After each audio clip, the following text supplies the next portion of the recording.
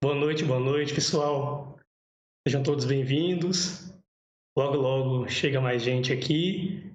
Imagino que algumas pessoas estejam perguntando como que faz para acessar a live. É só entrar no Face e vai ter o ícone de live e entrar na live. Esse é o nosso primeiro episódio, pode-se dizer, né, de um novo projeto do Espelho Grupo de Rio Claro. Hoje falaremos sobre espeleologia, então logo vocês entenderão o que seria espeleogrupo. É um grupo de pessoas que têm interesse por espeleologia, ou seja, por cavernas e pelo ambiente subterrâneo relacionado a essas cavernas. Vai funcionar da seguinte forma: teremos uma palestra, onde vou falar sobre algumas coisas de forma bem superficial, porque é o primeiro, né? E a partir da próxima semana, sempre às quartas-feiras, às 19 horas, teremos um convidado para falar sobre um tema específico. E também, ao final desse bate-papo, dessa palestra, quem tiver interesse durante a palestra pode escrever suas perguntas, que no final tentaremos discutir algumas coisas também. Ao final da live, a mesma estará disponível no Facebook e posteriormente no YouTube também. Sejam todos muito bem-vindos. É a primeira live que eu faço. Quem sou eu? Eu sou o Rafael Ferreira, sou biólogo, atualmente realizando doutorado em zoologia na Unesp de Rio Claro. Sou membro do Espelho Grupo de Rio Claro e também sou segundo secretário da Sociedade Brasileira de Espeleologia, que reúne espeleólogos de todo o país. Então, vamos só aguardar mais um pouquinho para, enfim, começarmos a nossa palestra. Só para falar um pouquinho, aqui temos o logo do EGRIC TV, né? A ideia do Caverneiros Virtuais é realmente essa. Em tempos em que todos estamos enclausurados, pelo menos nós podemos esquecer um pouco dessa angústia, desse tédio, muitas vezes, de ficar preso em casa, com informação boa, informação de qualidade. Hoje em dia a gente tem tanto livro, tem tanta informação legal, tem muito especialista bom na internet, tem muito blog, tem muito vídeo, e agora estão explodindo as lives. Então, por que não fazer também isso? Temos que aproveitar da tecnologia em momentos como esse para impulsionar o que nós gostamos e para atrair mais pessoas para o que nós fazemos. Então, vamos nessa. Vamos começar, então, o nosso projeto EGRIC TV Caverneiros Virtuais, tanto para quem é espeleólogo, quanto para quem não é. E com isso, ficar interessado nas cavernas e procurar um grupo de espeleologia perto de você. Se você não sabe se tem algum grupo na sua área, entre em contato com a gente do EGRIC e nós vamos procurar saber se tem algum grupo próximo a vocês. Ok? Então, vamos começar.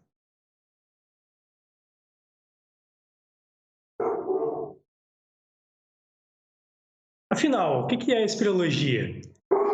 O fundo aí, vocês podem ver que temos uma caverna no fundo, que é a base de tudo que nós fazemos.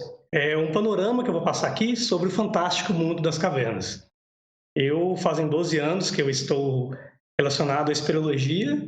Começou de forma aleatória, não foi a partir de grupo. Eu fui numa expedição e visitei uma caverna e me apaixonei. E depois disso comecei a correr atrás e pesquisar. E com isso acabei me inserindo nesse meio. Fiz meu trabalho de conclusão de curso da graduação com isso, meu mestrado com isso. Trabalhei com isso em consultoria ambiental e estou aqui até hoje. E já passei por 3 grupos de espeleologia. Mas enfim, afinal, o que é a espeleologia? Quando a gente pensa em espeleologia, em caverna, nós pensamos em escuridão. Você deve estar pensando, aconteceu algum problema aí, mas não. E escuridão muitas vezes está relacionado com o quê? Com desconhecido, com medo, com silêncio. Quando a gente está numa caverna, é isso que acontece, não a parte do medo, mas a parte do silêncio, a parte da ausência de luz. Às vezes você está numa caverna quietinho, você escuta o barulho de um grilo cantando, você escuta uma gotinha de água descendo de algum espelhotema e pingando no chão, você escuta às vezes um morcego passando por você. Mas quando você está habituado com esse ambiente, a escuridão ela não passa mais a ser um problema, mas uma forma de respirar, de acalmar, realizar um mantra e por aí vai. Só que nem sempre foi assim. O ambiente das cavernas sempre foi relacionado muitas vezes com o mítico, com o sagrado, com o assombrado, né? Porque são ambientes desconhecidos. E isso foi utilizado desde sempre, por vários motivos. Desde para cerimônias de início, de fertilidade, tem sacrifícios que podem ser realizados, que foram realizados em cavernas, porque esse ambiente ele pode ser utilizado tanto pelo sagrado, como alguns, como para o assombrado, para outros. Em todas as mitologias, em qualquer religião, qualquer canto do mundo, terão cavernas e terão o povo, os mitos relacionados a deuses que habitam as cavernas, demônios que habitam as cavernas, heróis, duendes, dragões, anões e tantos outros seres fantásticos, né, misteriosos. E sem falar também que várias teorias existem de que cavernas elas são portais para outros mundos, para civilizações.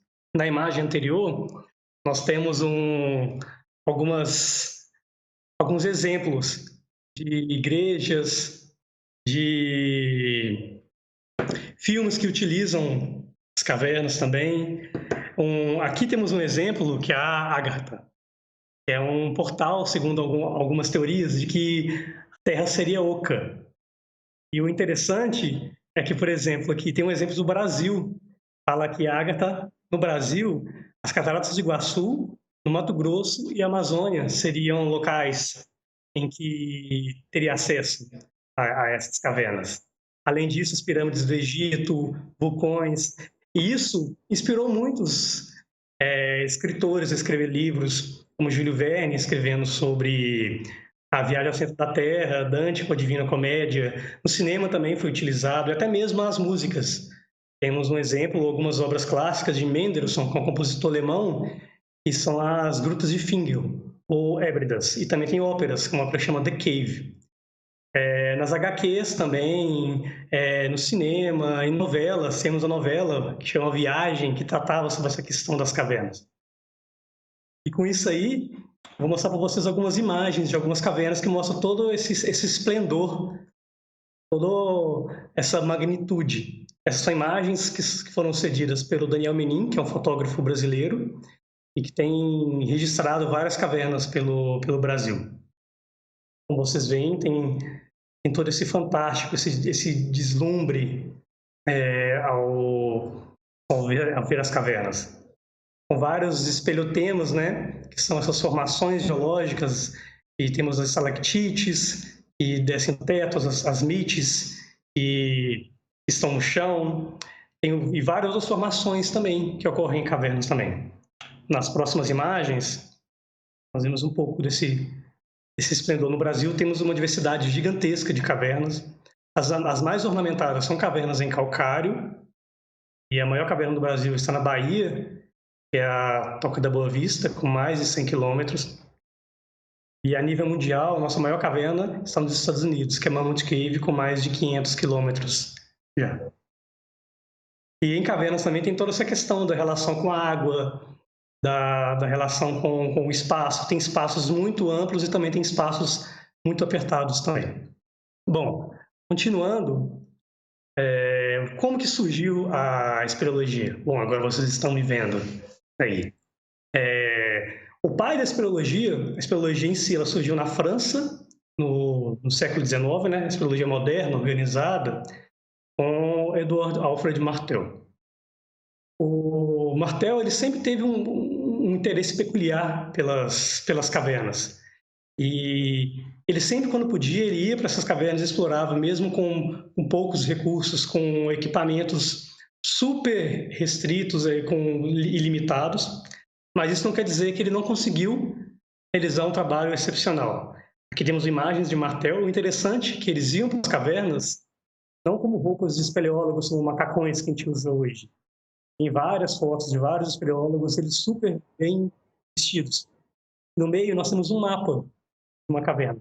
Esse mapa ele foi feito em 1888, registra uma caverna na França. Como vocês veem, mostra todos esses condutos, os triângulos, com tudo que ele possuía, acesso e técnica naquele momento, ele conseguiu realizar um belo mapa.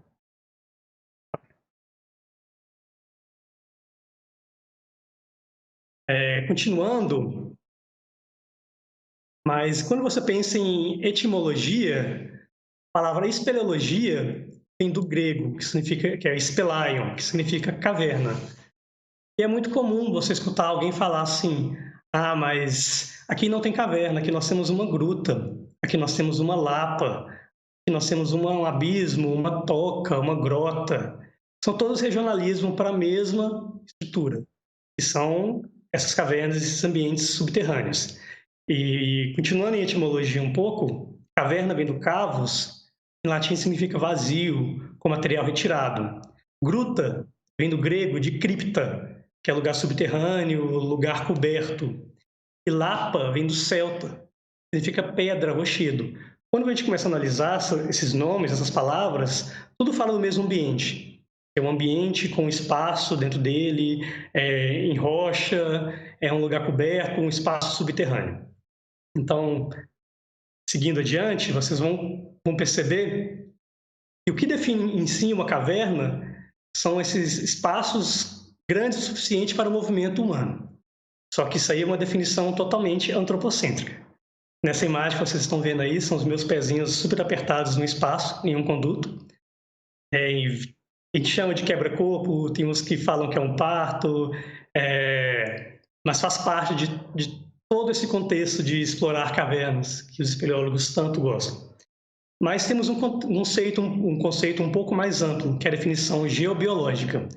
São cavidades naturais, geralmente em rocha, preenchidas por ar, água ou ambos, possíveis de colonização biológica. Por quê? No conceito antropológico, as cavernas, elas são espaços onde o homem consegue se movimentar. Só que diversos animais, vertebrados e invertebrados, eles habitam cavernas e eles se movimentam nessas cavernas. Eles se dispersam nessas cavernas, às vezes por micro e mesoespaços, que a gente chama de micro e mesocavernas. E essas cavernas, como que elas são formadas?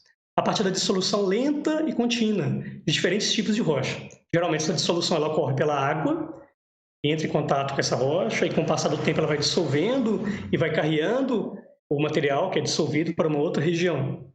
E essas cavernas fazem parte, na maioria das vezes, de um componente maior, que é o karst. Mas o que é o karst? Karst, essa palavra, ela vem de uma região na Europa entre a Itália, a Eslovênia e a Croácia, que é o berço da espeleologia moderna em relação à exploração de cavernas. E a palavra karst, no esloveno, significa um campo de pedras, como a gente pode ver nessa imagem do fundo aí. São várias formações geológicas que são típicas desse tipo de ambiente, que é um ambiente onde o intemperismo, ou seja, a ação, a partir da água, ela dissolve a rocha encaixante e determina essas formas de relevo.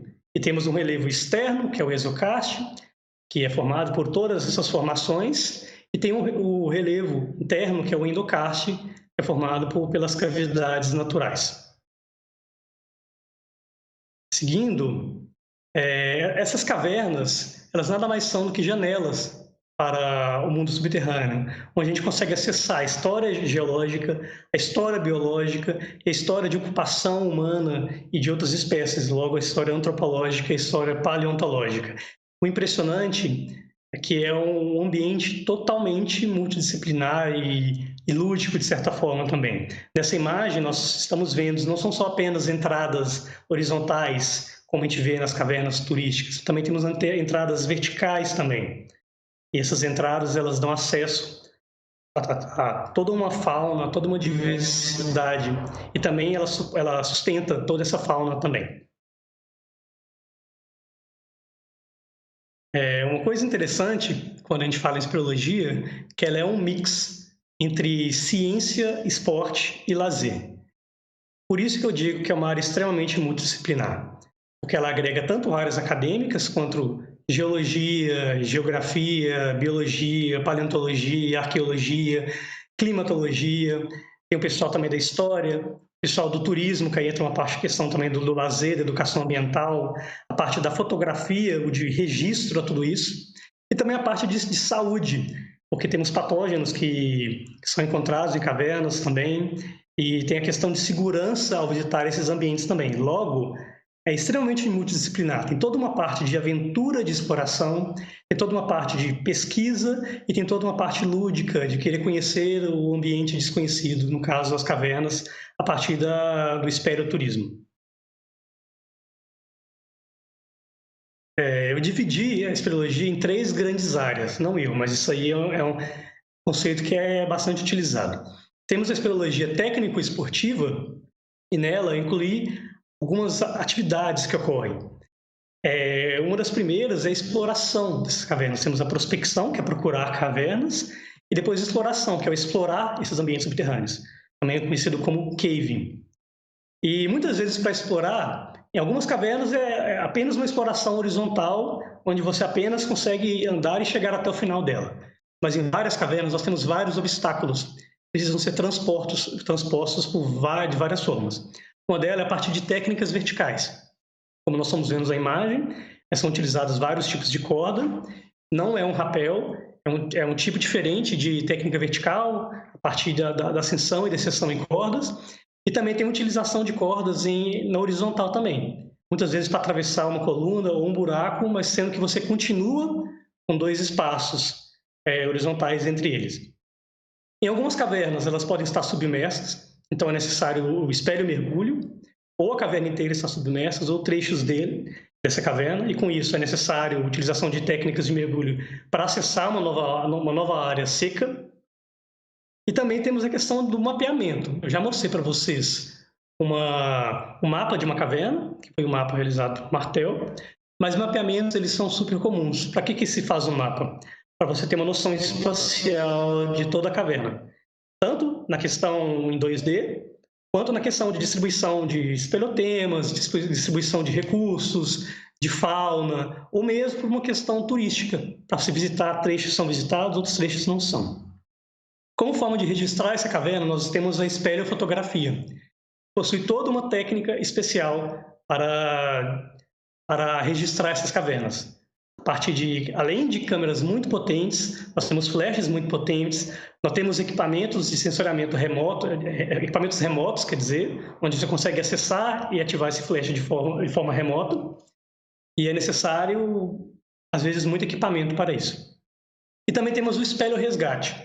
A partir de todas essas técnicas, se ocorre um acidente numa caverna, você consegue acessar e resgatar essa vítima, como que aconteceu recentemente na Tailândia com as crianças.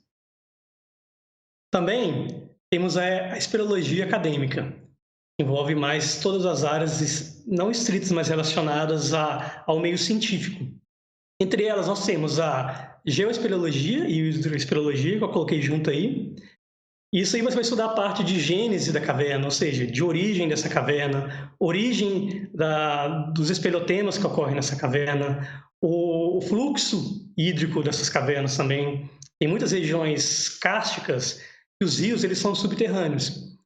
E então, com isso, é importantíssimo estudar a questão da espeleologia, da hidroespeleologia, para você entender como que é a dinâmica dessas águas subterrâneas, a importância dela também para conseguir sustentar toda uma população.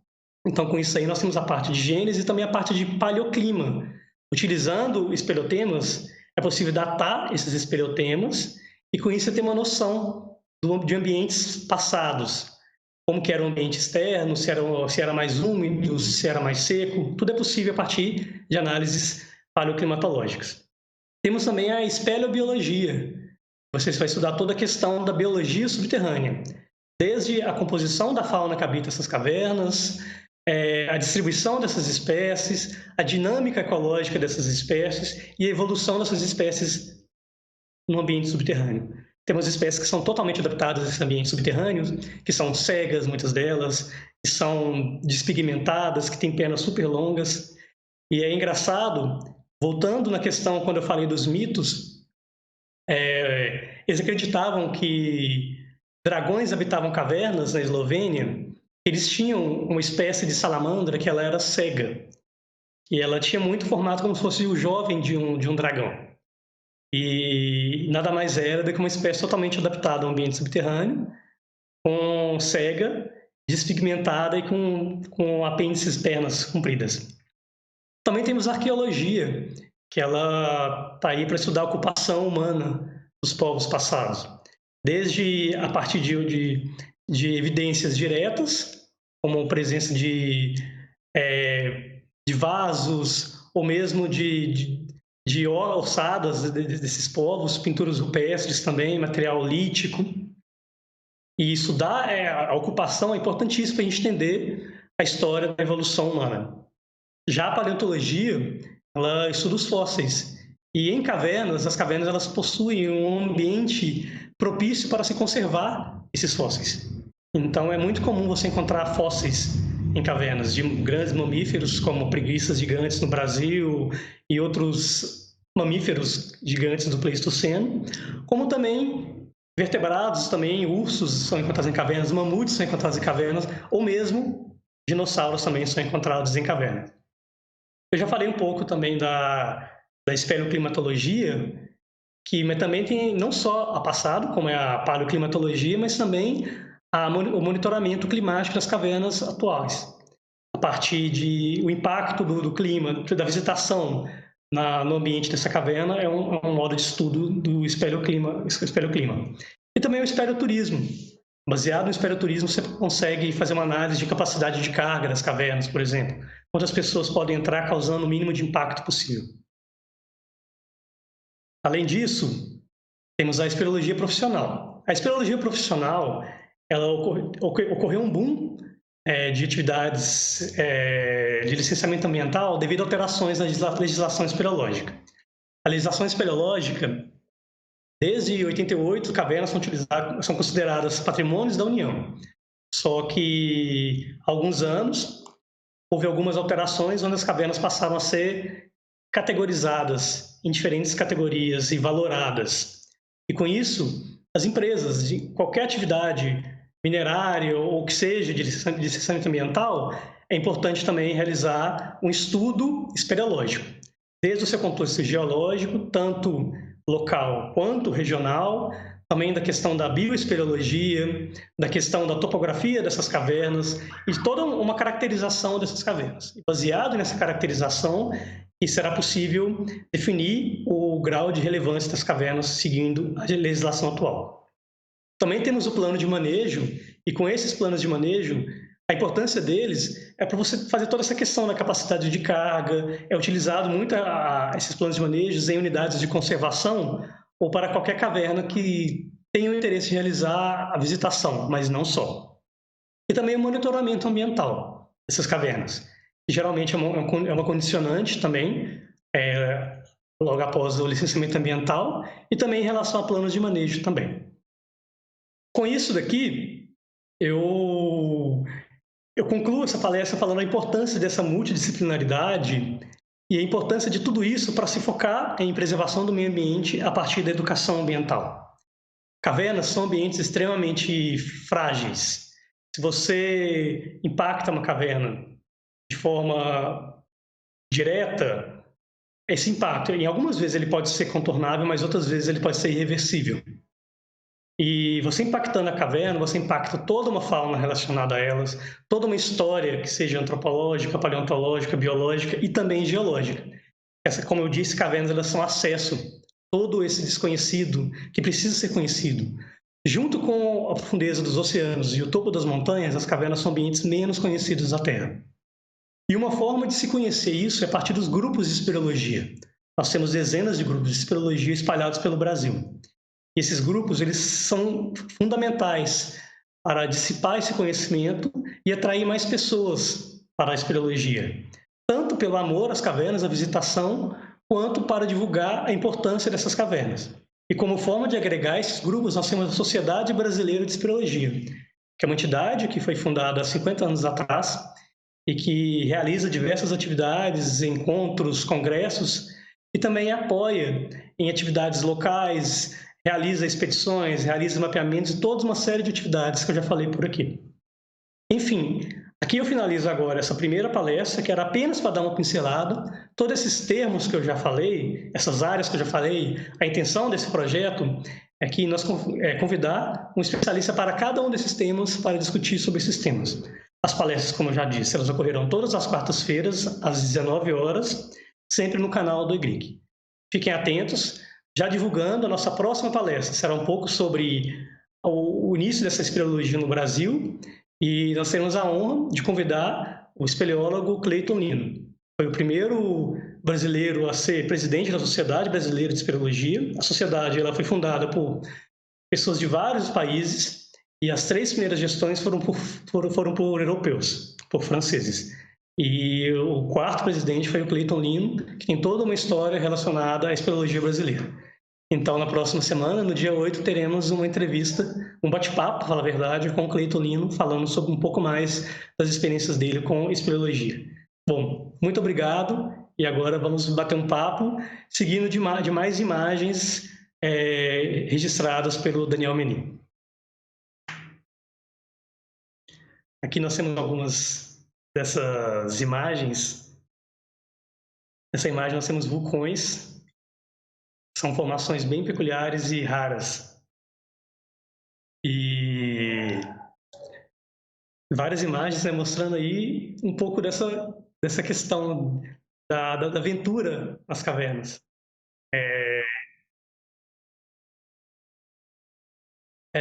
Interessante, eu vi que pediram para contar algumas histórias engraçadas relacionadas à caverna. Uma história engraçada que aconteceu comigo em caverna foi uma vez que eu perdi meu óculos dentro de uma caverna. E eu estava com uma lanterna super fraca e foi um super aperto numa caverna, mas que acabou que eu consegui resolver essa questão depois de um aperto. Isso foi em Diamantina, durante a minha graduação. Mas eu imagino que tem muita gente antiga aí que tem muita história interessante. Várias histórias interessantes que eu já ouvi de espeleólogos relacionadas ao carbureto. O que é o carbureto? A carbureteira é um equipamento que você coloca sobre o capacete e, em contato com a água, ocorre a combustão e libera o fogo. Antes das lanternas atuais, super potentes, todo mundo utilizava a carbureteira, que tinha uma luz mais amarela, bruxuleante. E com essas carbureteiras, como eu falei, o contato com a água ela causa combustão. Então tinha que ter muito cuidado com esse carbureto. Então tem vários registros do pessoal entrar em contato com a água, esquecer ou ter algum descuido e com isso ocorrer alguma explosão. Não situações sérias, mas pode acontecer. Também já aconteceu comigo de levar algumas pessoas para a caverna, e essa caverna tem uma crise de claustrofobia, essa pessoa tem uma crise de claustrofobia, e com isso tem que acalmar ela. Não adianta entrar em desespero, tem que acalmar e aos poucos relaxando essa pessoa e sair dessa situação. Eu espero que com isso vocês fiquem interessados em querer visitar cavernas e visitem mais e mais vezes. Cavernas são sensacionais. Nesse momento a gente não consegue visitar, né? Mas nós podemos visitar a partir de imagens. Tem várias cavernas que estão disponíveis para serem visitadas online, a partir de vídeos no YouTube, a partir também de sites que mostram essas imagens 3D também. Eu estou vendo o pessoal falar que está com saudade de cavernar, mas eu também estou morrendo de saudade de cavernar. Basicamente, toda semana eu estava emburacado em alguma caverna. Tem vários livros online sobre cavernas, tem vários sites. Acessem os grupos de espeleologia no YouTube, acesse o EGRIC, mas nós temos vários outros grandes grupos também. Um exemplo de caverna 3D, estou vendo falando aqui, é a Caverna do Diabo. A Caverna do Diabo é uma caverna em São Paulo, o Parque Estadual Caverna do Diabo, tem uma caverna gigantesca e maravilhosa, super ornamentada. Essa imagem atual é da Temimina, em Nupetá, que é uma caverna maravilhosa. Bom, dessa forma, então, eu finalizo e agradeço a todos que tenham participado aqui.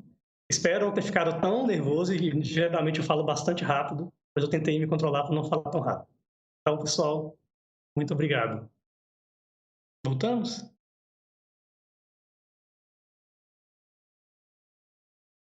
Bom, pessoal, estamos de volta aqui.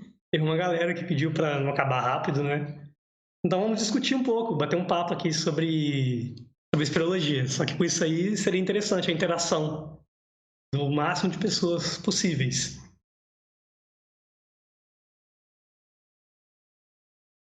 Temos alguém online?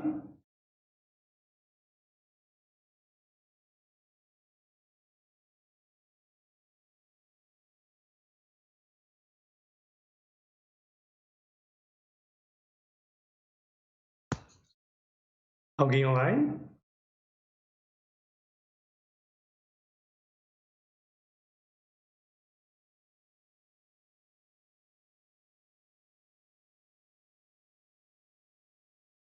Não finaliza.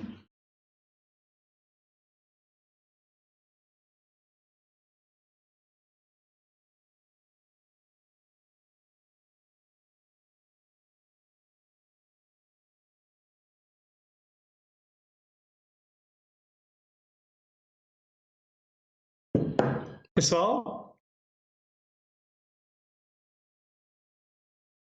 Tá, legal. Eu comecei na Espelho em 2008. Ainda estava na graduação em Diamantina e ajudei a organizar a primeira semana da biologia do curso. E um desses mini cursos foi um de espeleologia que eu fiz. A partir disso eu me apaixonei, junto com outras pessoas também, e criamos um grupo, que foi o Mocó Espeleogrupo, o primeiro grupo que eu participei. Isso lá em meados de 2008, 2007, 2008. E com esse grupo nós começamos a participamos de congressos, o Congresso Brasileiro de Espeleologia, que ocorreu em Montes Claros, em 2009, do Encontro Brasileiro do Karst, que ocorreu também em São Carlos, era pela Rede Espelho. E comecei a participar de vários grupos de espelho e seguir pela espelho. Terminei a graduação, trabalhei com consultoria em espeleologia, com levantamento de fauna, identificação dessa fauna. Realizei meu mestrado com bioespeleologia, no Laboratório de Estudos Subterrâneos da UFSCar. Mas o mestrado foi realizado pela USP, orientado pela Marilina Bichuete. Terminando o mestrado, e antes do mestrado eu participei do Guano Espelho, e ainda participo hoje também, em Belo Horizonte, que é um grupo de que eu sou apaixonado. E logo em seguida, voltei a trabalhar com consultoria, participando do Guano, e depois, agora estou realizando meu doutorado, não diretamente com cavernas, mas com aranhas, que é uma das minhas paixões. E aí isso é um pouquinho da minha relação. E mais recentemente, ano passado, eu entrei no último congresso de espeleologia, estou fazendo parte da nova diretoria da Sociedade Brasileira de Espeleologia, como segundo secretário. Mais alguma pergunta?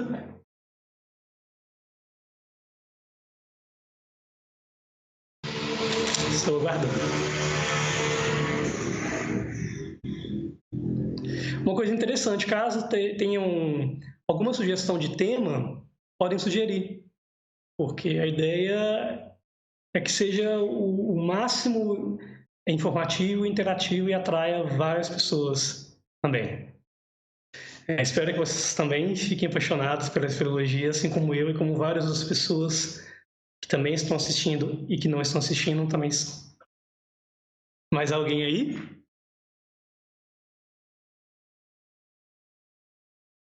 Temos quantas pessoas online? Vamos ver.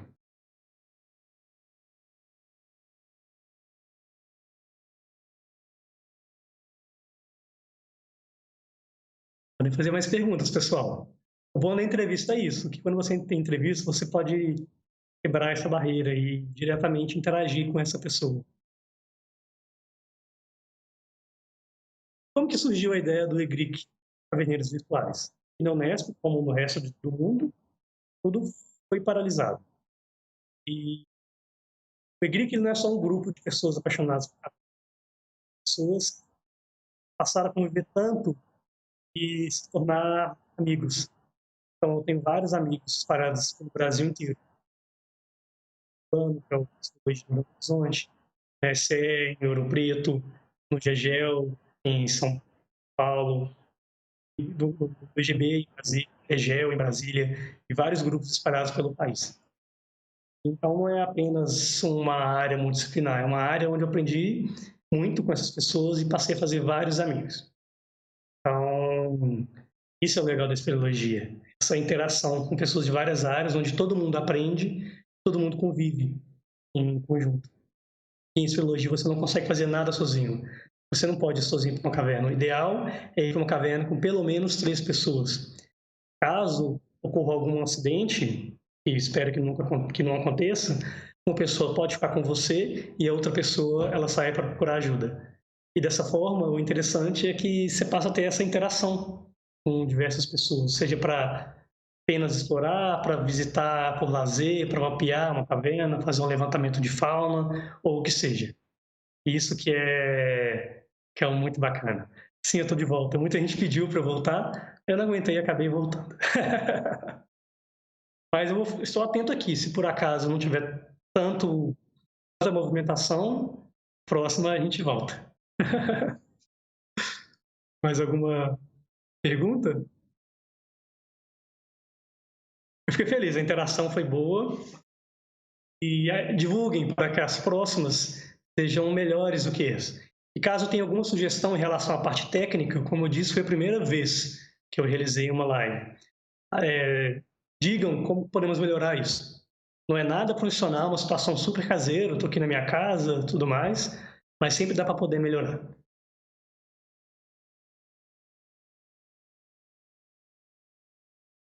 Quantas pessoas estão online? Vamos ver.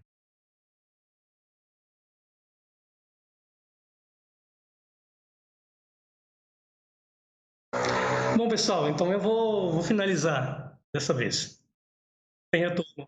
Quer dizer, mais alguém tem alguma pergunta? Senão agora só na próxima quarta-feira, às 19 horas.